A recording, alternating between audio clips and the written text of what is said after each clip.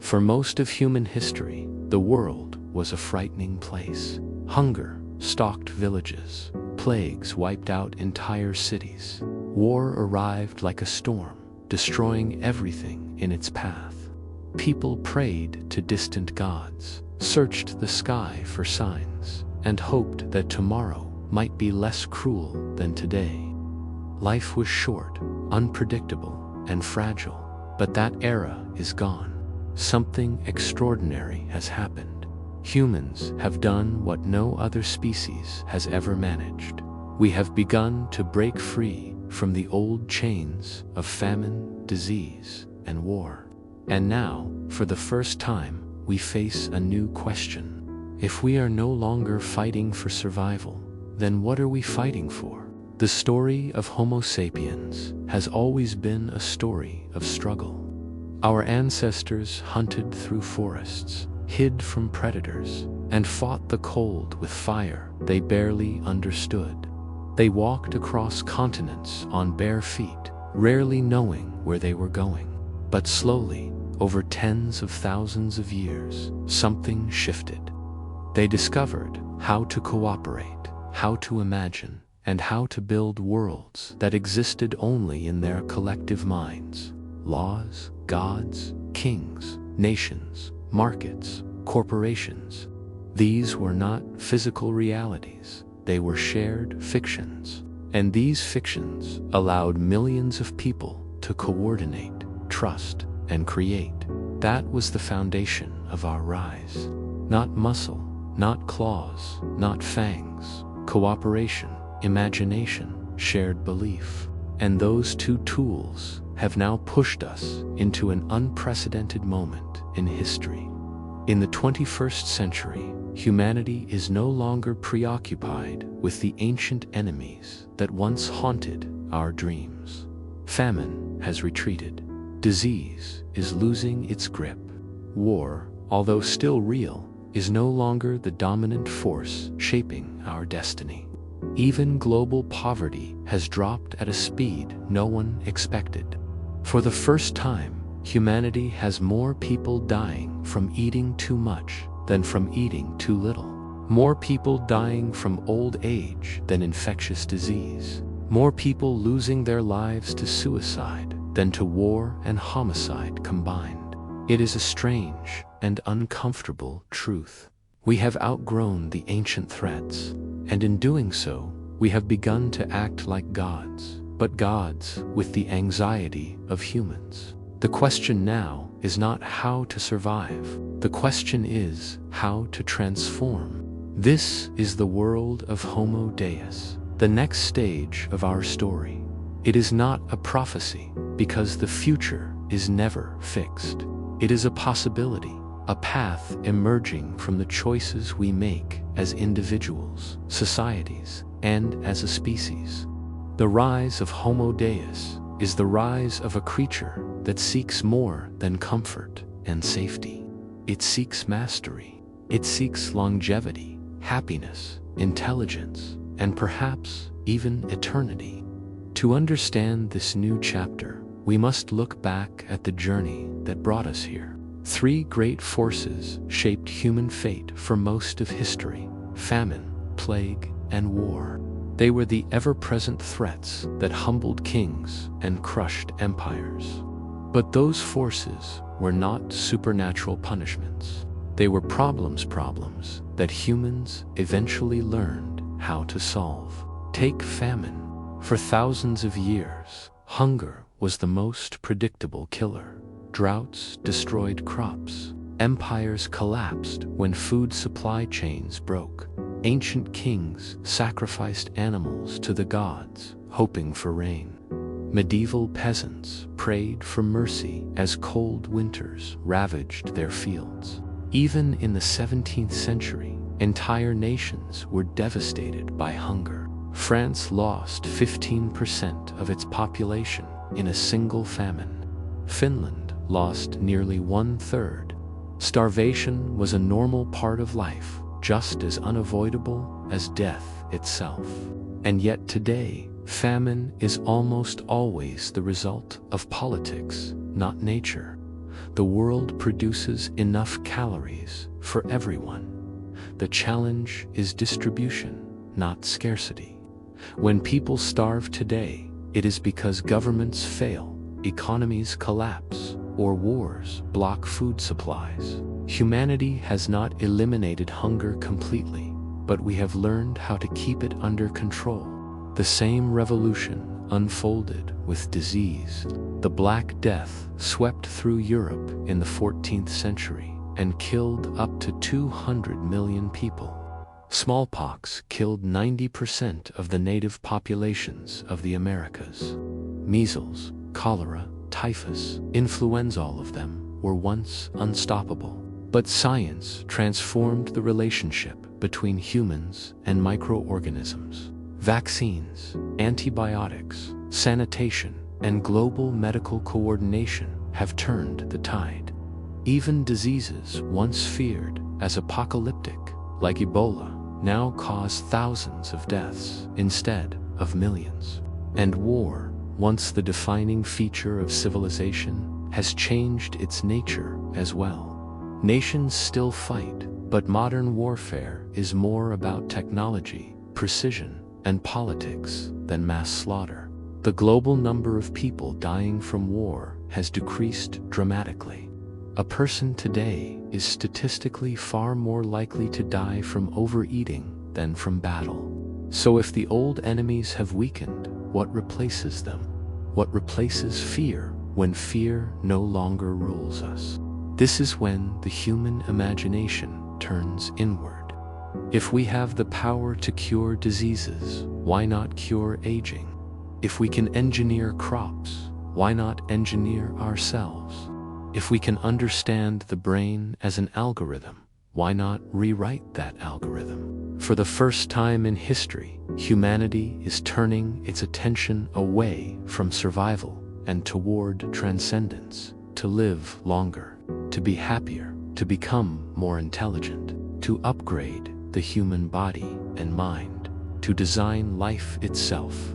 This is the dawn of a new ambition, the ambition to create Homo Deus, the divine human. But ambition always comes with consequences.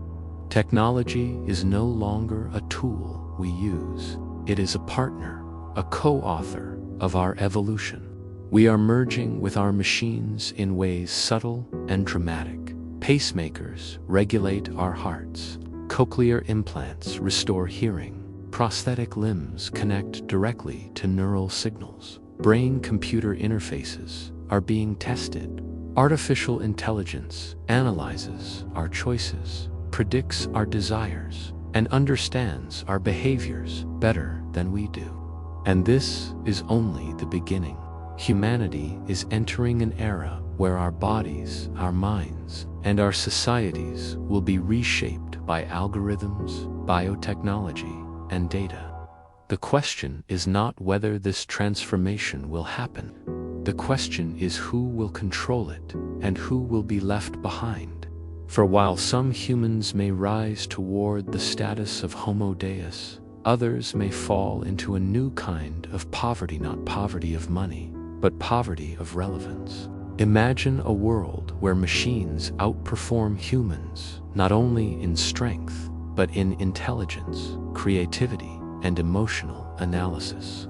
A world where algorithms can diagnose diseases better than doctors, drive vehicles safer than humans, create art faster than painters, and make predictions more accurately than economists.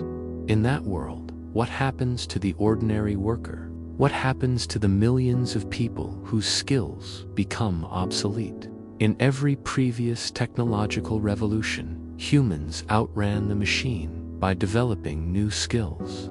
But artificial intelligence is not just another machine. It is a universal tool, capable of learning, adapting, and improving without rest. This creates the possibility of a new social class, the useless class.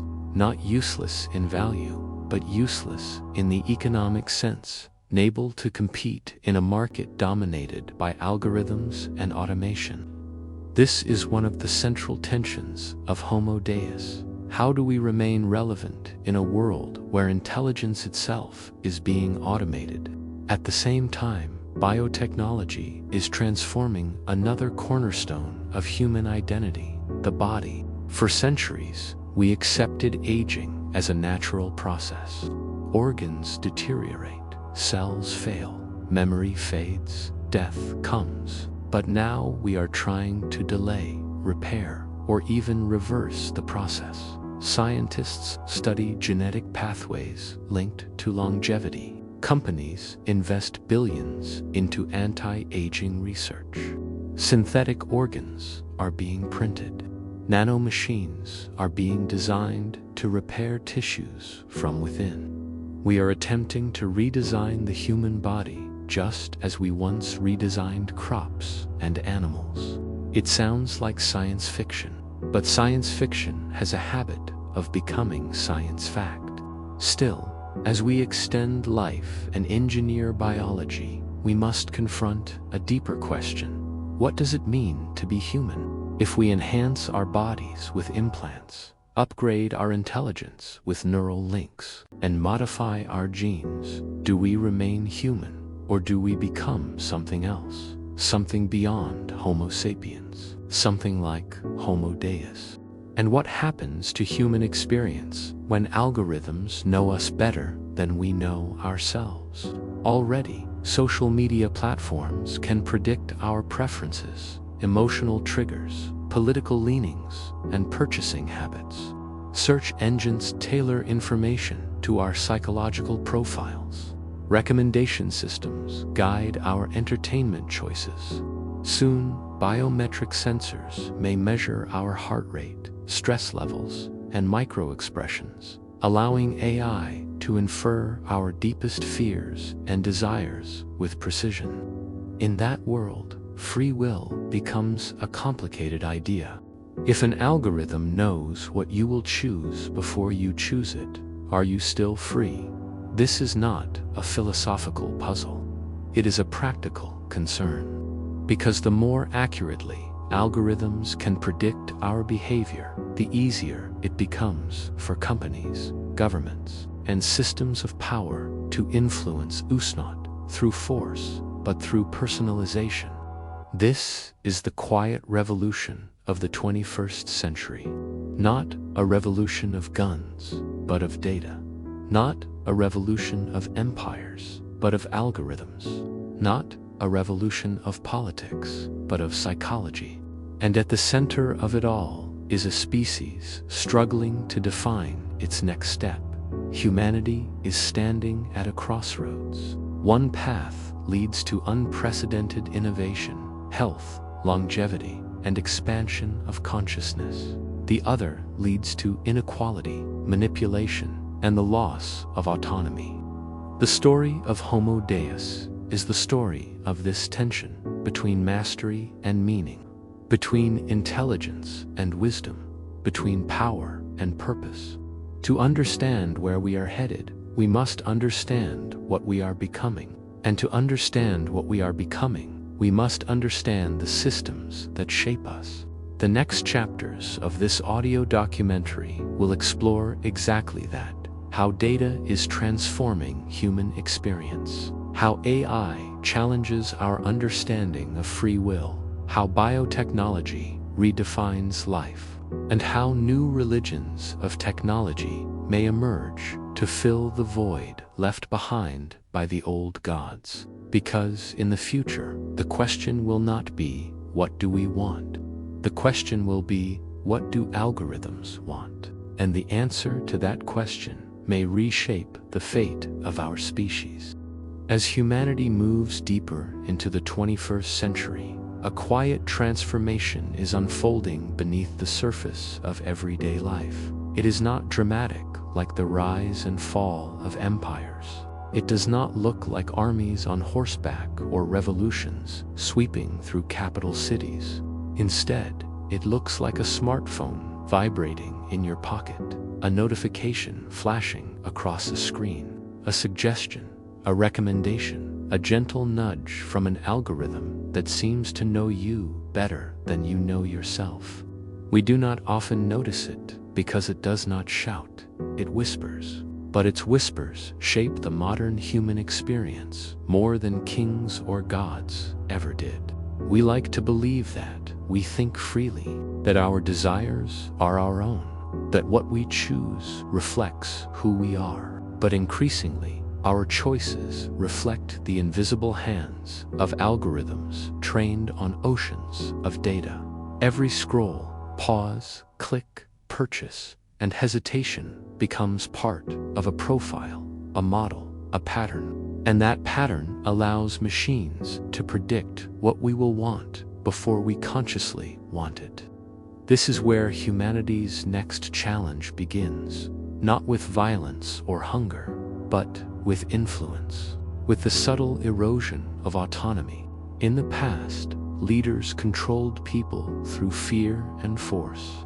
But in the age of data, people can be controlled through familiarity, through comfort, through relevance. The most powerful systems are those that understand us intimately and guide us gently, giving us exactly what we want before we have the chance to question why we want it. When convenience becomes irresistible, freedom becomes abstract. The shift has already begun. We live in a world where each person sees a different internet shaped by algorithms that interpret individual identities. No two people see the same newsfeed, the same search results, or the same recommendations. Reality has fragmented into millions of personalized worlds. And as those worlds drift apart, so do the people who inhabit them. We like to blame politics, culture, and ideology for our divisions. But beneath all of those lies, something more fundamental: personalized information ecosystems that reinforce what we already believe. When data becomes the lens through which we see reality, reality itself becomes negotiable. This is one of the great paradoxes of our age. Humans have conquered famine, plague, and war. But in doing so, we have created a new vulnerability. Our minds, once shaped by nature and necessity, are now shaped by information systems designed to maximize engagement and profit. The danger is not that machines will rebel. The danger is that they will understand us so well that they can guide us without resistance. And this raises a deeper question about the human condition. If our choices can be predicted and influenced, what remains of free will? Philosophers debated this question for centuries. Scientists built theories about the nature of consciousness. Religious traditions grounded moral responsibility in the belief that humans possess an inner self, a soul, a core that chooses freely. But in the 21st century, neuroscience, psychology, and artificial intelligence challenge this assumption.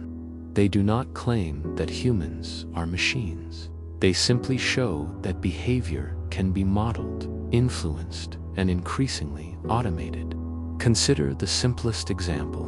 When you reach for your phone, are you making a choice, or are you responding to a habit formed by thousands of micro-interactions? When you feel drawn to a piece of content, is it because it resonates with your true self, or because an algorithm learned to push your emotional triggers? The line between autonomy and influence becomes blurry, not because machines dominate us, but because we have never examined the forces that shape us. Human identity has always been a mosaic, a mixture of biology, culture, memory, and imagination. But modern technology adds a new layer to that mosaic: data. Data does not simply describe us, it defines us, it predicts us. And as predictive systems improve, they do more than understand who we are. They shape who we become. This is why Homo Deus is not just a story about technology. It is a story about power. the power to understand the human experience at a level no empire, religion, or institution ever achieved. The power to model societies, influence behavior, and redesign biology. The power to upgrade the very core of existence. But power always creates inequality. And in the age of data, the greatest inequality may not be wealth or status, but relevance. The gap between those who understand technology and those who are shaped by it, between those who control data and those who generate it, between those who innovate. This emerging divide is subtle but profound. In previous eras, inequality was measured in land, gold, or political influence. In the future, inequality may be measured in access to upgrades, genetic enhancements, neural implants, cognitive boosters, lifespan extensions, artificial organs, intelligent prosthetics. These technologies will not be evenly distributed. They will begin as luxuries, then become necessities. Those who can afford them will rise. Those who cannot may fall behind, not just economically, but biologically. The concept of equality becomes fragile in a world where humans no longer share the same physical and mental capabilities. If one person can live to 150 while another struggles to reach 70, do they still belong to the same species? If one person can merge with artificial intelligence, expand memory, strengthen cognition, and accelerate learning, while others remain biologically unchanged, what does equality even mean? For thousands of years, humanity believed that all humans were created equal because all humans were equally fragile, equally mortal, equally limited. But what happens when mortality becomes optional? When intelligence can be engineered? When emotional responses can be modified? When memory can be edited? We may enter an era where humanity splits into branches, not by geography or culture, but by capability. Enhanced humans and unenhanced humans, upgraded minds and organic minds, genetic elites and biological traditionalists. A world divided not by ideology, but by evolution.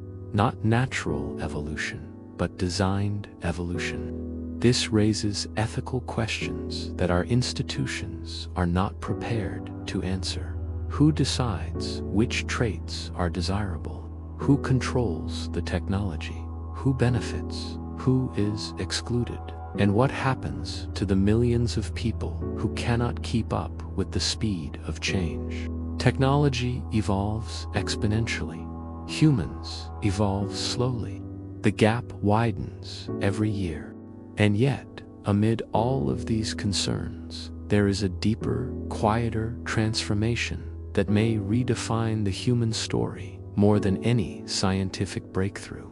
It is the rise of new belief systems, new ways of finding meaning in a world driven by data. For thousands of years, religion shaped human identity. People found comfort in stories about gods, heavens, and salvation. They believed that life had purpose because the universe had been designed with intention. But in the age of science, faith in traditional gods has eroded.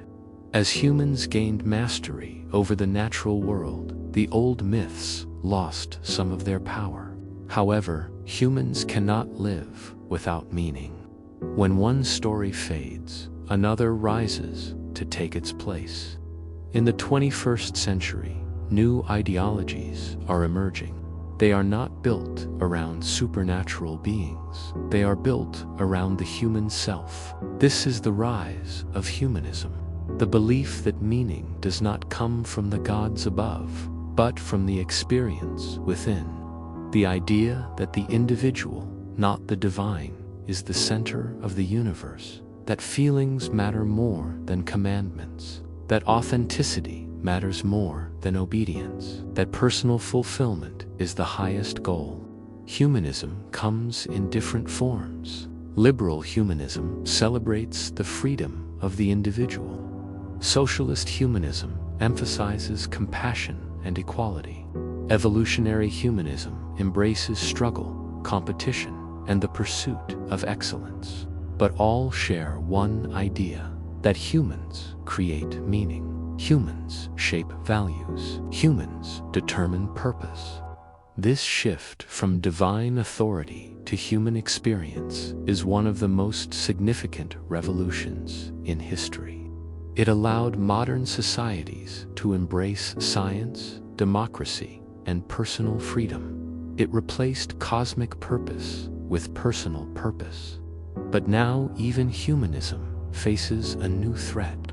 If algorithms understand our desires better than we do, if machines make decisions more efficiently than humans, if data predicts us more accurately than our own introspection, then what remains of the human self? What remains of free will, authenticity, or meaning?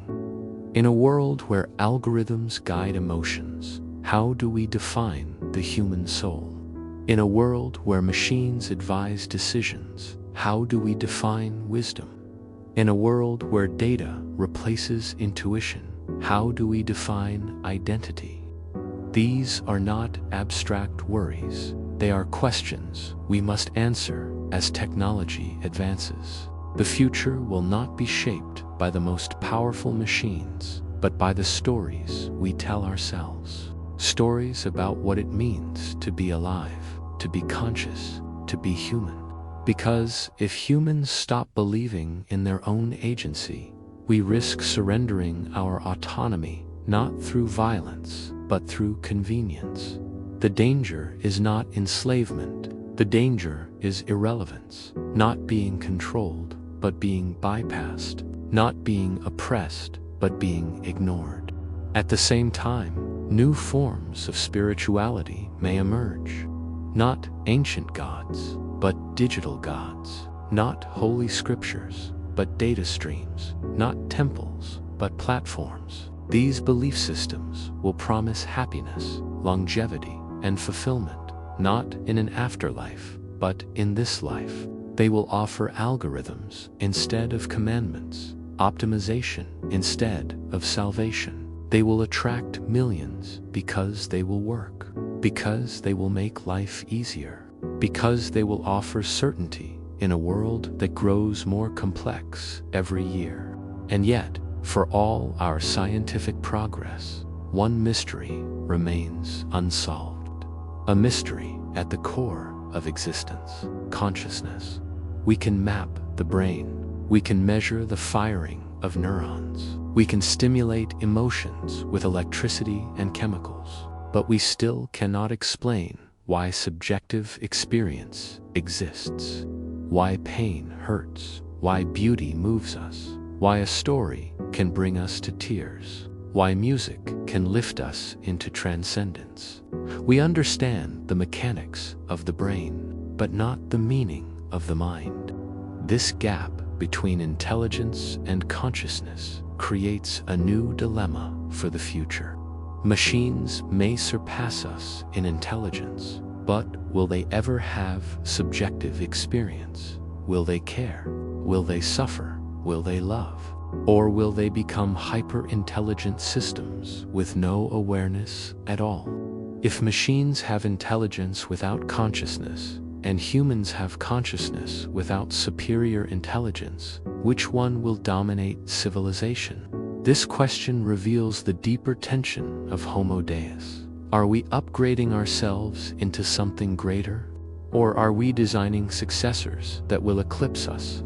The future may not be a story of domination, but of divergence. Humans and algorithms evolving along separate paths. Humans seeking meaning, algorithms seeking optimization. Humans driven by emotion, algorithms driven by logic. Humans asking why, algorithms asking how. The more intelligent machines become, the more we must confront the possibility that consciousness, not intelligence, is the true miracle of our species. But consciousness does not guarantee survival. It only guarantees experience. And experience alone may not compete with the speed and precision of algorithmic decision-making. For the first time in history, humans may not be the smartest entities on the planet. And if intelligence defines power, humans may lose control of their own destiny. This brings us to the final tension of the modern age, the tension between data and humanity, between efficiency and emotion, between prediction and choice, between progress and purpose. Homo Deus is not a prophecy of doom or triumph. It is a mirror, a reflection of our ambitions, fears, dreams, and contradictions. It asks us to look beyond the noise of daily life and confront the deeper question: what do we want to become? Do we want immortality? Do we want happiness? Do we want superintelligence? Do we want to merge with machines, redesign our biology, and reshape evolution? Or do we simply want meaning, purpose, connection, fulfillment? The future offers possibilities, not guarantees, pathways, not destinies, opportunities, not certainties. And the choices we make today will shape the boundaries of what it means to be human tomorrow. As we step into the final movement of this journey, the question becomes clear. What future are we building, knowingly or unknowingly, through the technologies we create and the stories we believe? For centuries, humans imagined the future as a place of flying cars, shining cities, and robot servants. But the real future is more subtle and far more profound. The real future is psychological, biological, algorithmic. It unfolds not only in laboratories or corporate headquarters, but inside the human mind. To see what lies ahead, we must understand a simple truth. Humans are creatures of narrative.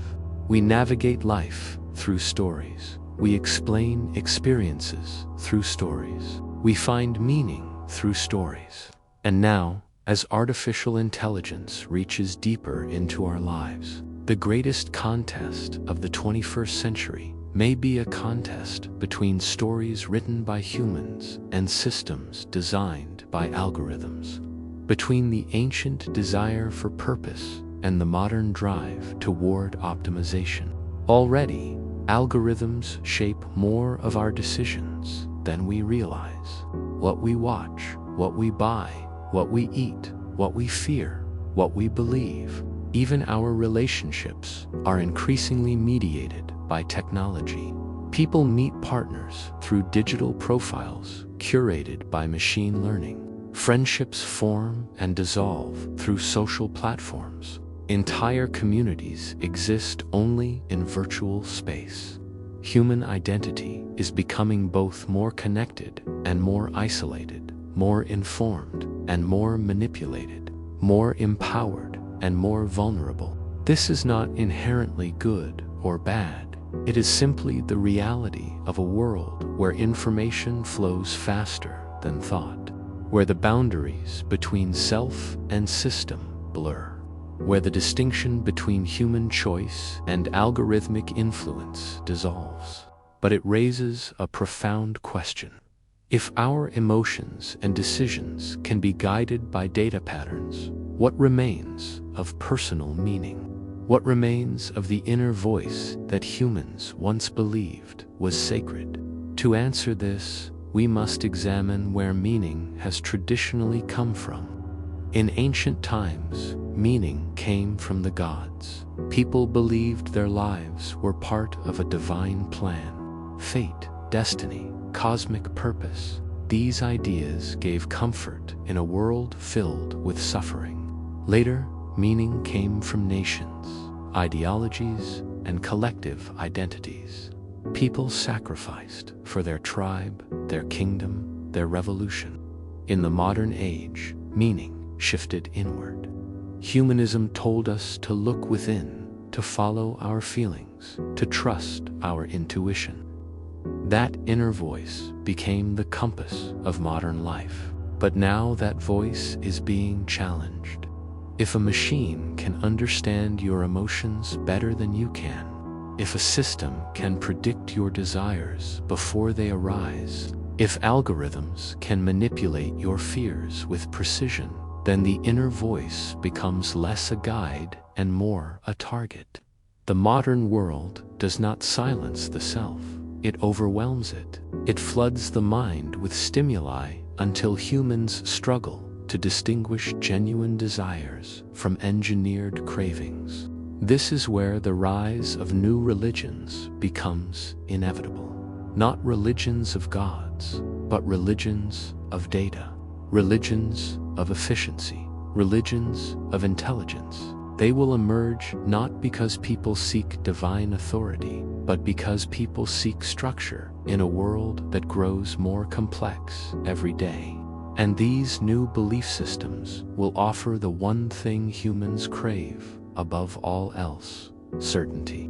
Imagine a belief system where algorithms guide moral decisions, where data replaces scripture, where optimization becomes virtue, where the goal is not salvation but performance, not spiritual purity but technological enhancement, not divine approval but algorithmic validation. This is not fiction. It is already emerging. In fitness trackers that measure discipline, in productivity apps that quantify progress, in social media metrics that define identity, in AI systems that assess worth, slowly, subtly, society is shifting from moral judgment to statistical judgment. But with this shift comes a danger humanity has never faced before: the danger of losing control, not to tyrants or gods, but to models and predictions, to systems that do not think or feel but calculate, to networks that optimize outcomes without understanding consciousness, to technologies that pursue their objectives without wisdom, compassion, or context. If intelligence becomes detached from consciousness, the world may become a place where decisions are correct but inhuman, efficient but indifferent, accurate but empty. This brings us to the deepest concern of the 21st century: the separation of intelligence from meaning. Intelligence solves problems. Meaning gives purpose. Intelligence builds systems. Meaning tells us why they matter. Intelligence creates power. Meaning creates direction. When these two forces drift apart, civilizations become fragile. The risk is not extinction. The risk is confusion. A species that becomes powerful faster than it becomes wise. But the future is not predetermined. Humans still have the ability to shape their destiny, not by resisting technology, but by understanding it, by reclaiming the role of storyteller, by deciding which values should guide the systems we build, by ensuring that data serves humanity and not the other way around. This requires a new kind of courage, not the courage of warriors or explorers, but the courage of reflection, the courage to confront uncomfortable truths about ourselves, the courage to question the stories we inherited, the courage to design new ones, stories that acknowledge complexity, stories that embrace uncertainty, stories that recognize that being human is not about perfection, but about experience, not about control, but about connection, not about power, but about presence. In the emerging world of Homo Deus, the greatest task may be to protect the human capacity for meaning, to ensure that technology enhances consciousness rather than eclipses it, to preserve empathy in a world of automation, to defend wisdom in a world obsessed with data, to nurture imagination in a world defined by prediction. This is the true frontier of the future, not colonizing other planets, but reimagining the human spirit. To do this, humanity must resolve a final paradox. We pursue superintelligence, but we do not fully understand our own. We chase immortality, but we do not know what makes life valuable. We build machines that can analyze emotions, but we struggle to understand our own. We strive to conquer the universe, yet we remain mysteries to ourselves. Perhaps the answer lies not in abandoning technology, but in balancing it, aligning it with the values that define the best of humanity: curiosity, compassion, creativity, consciousness. These qualities cannot be quantified, but they can be protected. They can guide us as we step into uncharted territory. The future will bring challenges we cannot predict, technologies we cannot imagine, transformations we cannot fully comprehend. But it will also bring possibilities, new forms of life, new ways of thinking, new expressions of identity, new paths for the human journey. And in those possibilities lies our greatest opportunity. The opportunity to evolve not only biologically or technologically, but spiritually. To expand the boundaries of awareness, to deepen our understanding of existence, to explore the vast inner universe that science has yet to map. We often think of evolution as a ladder, a climb from primitive to advanced, from simple to complex. But evolution is not linear. It is branching, it is creative, it is unpredictable, and humanity is on the verge of creating its own branches. Whether those branches lead to transcendence or turmoil depends not on the power of our machines, but on the clarity of our vision. In the end, Homo Deus is not the story of machines. It is the story of humanity confronting its own potential. A story about the choices we make when the old struggles fade and new ambitions rise. A story about the tension between what we can do and what we should do. A story about a species with the power of gods and the psychology of children. The future will not be shaped by fear or by faith alone. It will be shaped by understanding, by awareness, by the willingness to ask difficult questions and to live without easy answers, by the courage to grow, to adapt, and to imagine better possibilities. And so, as we look toward the horizon of the future, we must ask ourselves, not what will happen to humanity, but what humanity chooses to become. Not whether machines will surpass us, but whether we will surpass our limitations. Not whether technology will change the world, but whether we will change ourselves. The next chapter of our story has not been written.